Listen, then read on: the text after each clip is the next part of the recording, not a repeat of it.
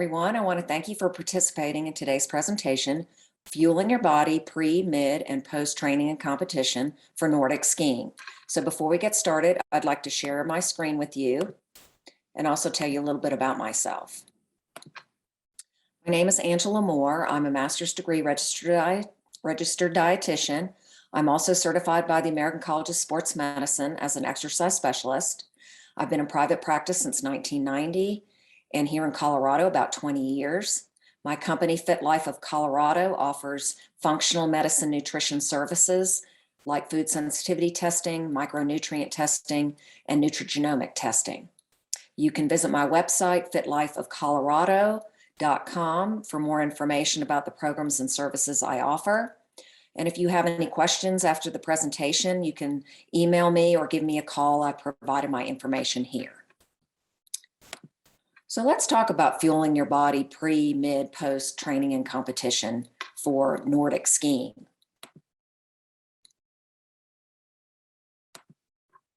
Why is proper fueling so important? Well, your body is like a car. It needs fuel to get the job done. If you have a long trip, you always gas up. You want to do the same thing when you're training and competing, because fuel is very important in terms of preventing low blood sugar or hypoglycemia. It also helps settle the stomach, the GI system. It feeds the muscles and the brain. The brain needs glucose. The muscles need glycogen to perform.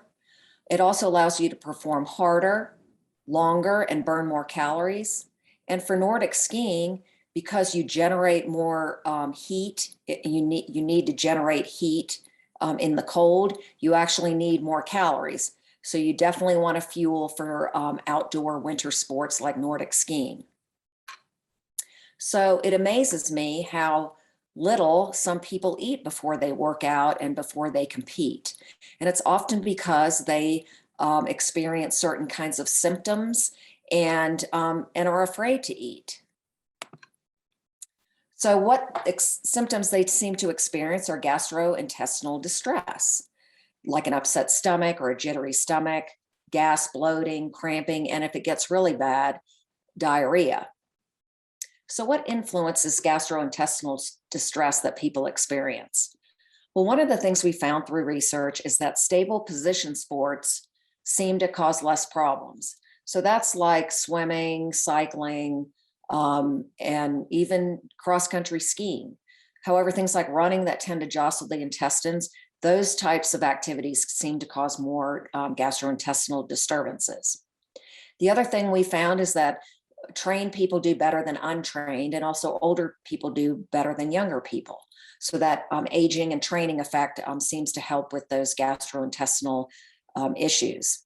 Stressed or high-strung athletes seem to have more problems, as well as those who are dehydrated or if you're suffering from dehydration through your training or your competitive event. The other thing that people don't often know is that there's hormones that influence our GI motility, and they can increase like 2 to 5 times with exercise. So this can also cause more GI problems. Exercise intensity is also an issue. The harder you work or the more intensely you work, you seem to have more problems. What your diet consists of, too much fat can be a problem, as well as protein. Fiber increases GI motility, as well as caffeine. So those two nutrients also need to be monitored. The other thing that often plays a factor are undiagnosed food sensitivities or food issues. Dairy and gluten seem to be very common. Another thing, they're called FODMAPs. There are certain kinds of starches and sugar alcohols that can cause issues. Also, if you have undiagnosed celiac, IBS, or other GI problems. And this might be something that you would want to look into with a dietitian. And that's one of the things that I focus on. So how do you train your body and train your gut to avoid these GI disturbances so that you can train better and obviously compete better? Well, I think the number one thing to remember is that choices are very individual.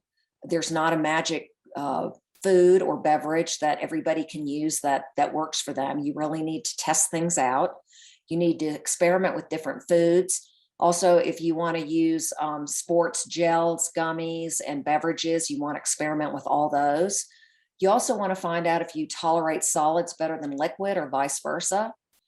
You want to experiment with the amount of food or fuel that you need for both training and competition, because they may be different.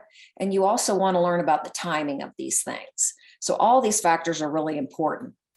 I always advise my clients to start small with small amounts and then work up slowly, maybe even 50 or 100 calories, and then work up to what your needs are, which we'll talk a little bit more about. Also remember the concentration of sugars can play a factor in developing like GI distress. So you want to make sure that you balance the sugar or carb intake with plenty of water, and that should prevent some of those problems. Also, you want to read labels. Sugar alcohols often can cause GI distress, as well as other types of sugars. So the foundation is the place to start when you're looking at your diet for training and competition. You really want to do an assessment of, what your general diet is, what you eat 80, 90% of the time. Well, the first thing you always want to stay is well hydrated. And drinking plenty of water, plenty of fluids is very important. And a way to kind of check that with training is to do some weight checks. So prior to a training session, and you can do both of these in, if you're training in the winter or summer, you can check your weight before you go out and then when you get back.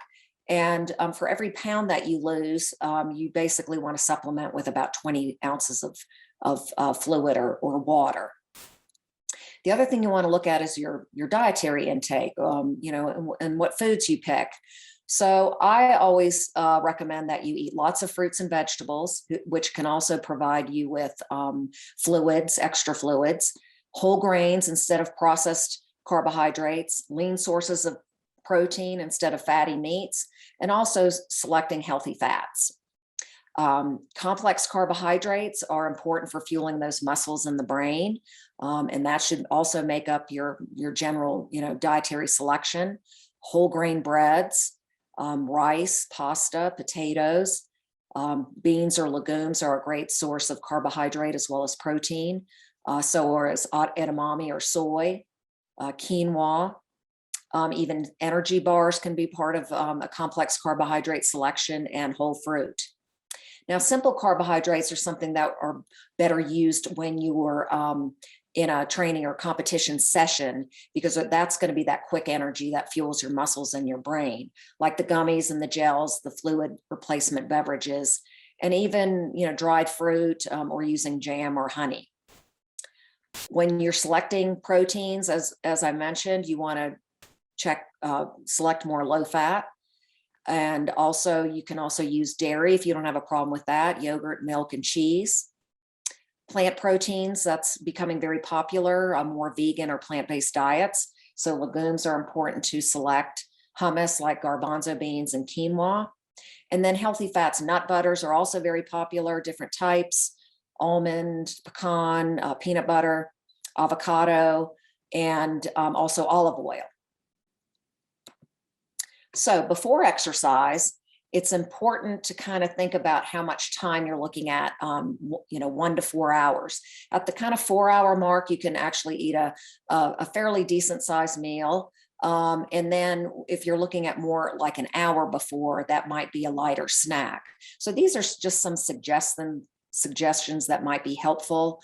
I think like if you are an hour and a half, you might want to have a slice of toast with the nut butter and maybe some honey or jam, maybe a little bit of yogurt with fruit and granola. And then if you're farther out, like that 3 to 4 hour mark, a turkey sandwich is fine, lean piece of chicken on a bun. And so those are all just kind of examples of things that you can have. But again, you want to test things out. Some people do fine eating within an hour of competition or training or competition, where other people need more time. So again, that's something you want to practice. So we're really talking about activity or exercise, and same with a competitive event, that's more than 60 minutes. So anything less than an hour, just being properly hydrated, having that good foundation diet we talked about, and having eaten maybe 4 hours prior, a good balanced meal is plenty of fuel to supply you with that, 45, 50-minute ski or competitive event. But when you get past an hour, that's when you really need to start thinking about fueling your body. So number one, prevent dehydration, drink plenty of fluids before, during, and after. And then think about the different foods that you might select for your blood sugar, which is mostly carbohydrates. You also want to know whether you would prefer a liquid or solid selection. So that's something that you will test out. And then these are some suggestions in terms of caloric intake or calories you might take in based on the workout. So if it's an hour, maybe a couple hours, you're looking at 120 to 240 calories in that first hour. And then as it gets longer, you're going to want to bump up the calorie intake just to keep that fuel going. And this variance is based on how much somebody weighs, and also intensity. That also increases your needs. I like to recommend balancing the sports foods with regular foods. I just think it helps also just with the taste factor. Some of these sports foods are very sweet, and so sometimes they can kind of give your palate an off taste. So if you can balance that out, that can be very helpful. And also always remember that when you take in a, particularly in a competitive event, if you take in some of these sports drinks or gels, that you always balance it out with plenty of water. Some studies have found that if you actually swish in your mouth some fluids with carbohydrate, it sends a message to your brain and actually increases your energy expenditure or energy output. So that's something else you might want to try if you're just not able to always swallow what you're taking in. And if you really have a problem with suffering from cramps, that's something you probably want to address if that's a regular thing, because it's actually a nerve malfunction and it prevents the muscles from relaxing. So this can often be an electrolyte imbalance, sodium, potassium, and some of these other electrolytes. So this is something that would be, a good thing to discuss with a dietitian. Again, since I have a background in sports nutrition, that's something I work with clients on. So during exercise, again, we talked about eating those more easily digestible, quick sources of sugar. Fruit, that can be one of them. You can suck on a clementine or a banana. And some people, if they're doing a long, maybe more of a moderate intensity workout, they might even bring a little half a sandwich with some jam or honey on it, little granola with some nuts. And then the gels and the gummies and the chews can be really easy to carry along and easy to take in. So I find that a lot of athletes really like to do that. And of course, sports drinks are easy to take with you. And you always want to balance that with having some water. So recovery, within the first hour after training or competition, you really want to make sure that you take in some fluids and some snacks of, a couple hundred calories. You also want to make sure that, a good deal of that snack is carbohydrate, but also some of it is protein, because protein actually helps you recover and helps you get that storage form of carbohydrate or glycogen into your muscles. So here are some examples of some of those smoothies, crackers with nut butter, yogurt, fruit. These are all easy things that you can put together, within the first hour of a competition or a training event. And if you're in the gym, that's where when you're leaving, an energy bar or an energy drink might be an easier thing to pick from. Once you get farther out from that training or competitive event, you also want to follow up with a little more food that's, provides a little more nutrients, a little more protein, some healthy fats. These are some ideas. And with Nordic skiing, often people after being outside in the cold or again, in a competitive event in the cold, having something warm like a chili or a soup, veggie stew, can, help kind of warm you up, or a hot tea. So, that's something else to think about. So in summary, or our take home message, the most important thing is always to be prepared. Don't try anything new on race day. You want to try everything during the training session when you're out there working out. And again, start slowly. You might want to start preparing, several months in advance. You'll feel much more confident.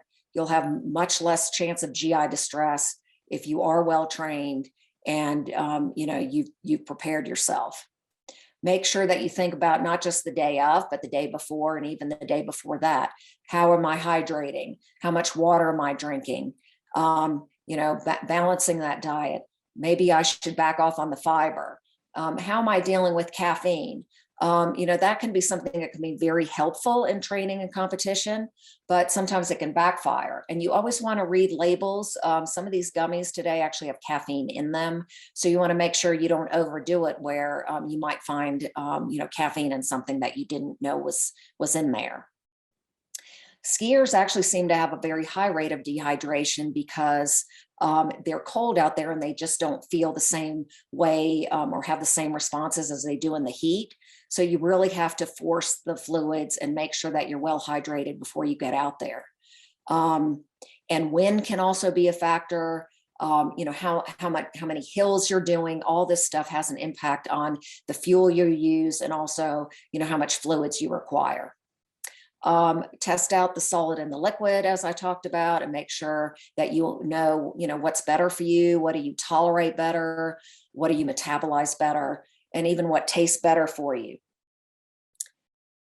About 4 hours before an event, that would be the time to make sure that your diet's balanced, that you're having some carbs, some lean protein, and some healthy fats.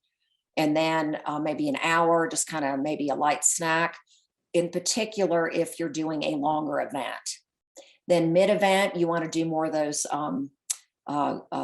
quick sugars, the simple sugars we talked about that are easily accessible from your body and easily digestible.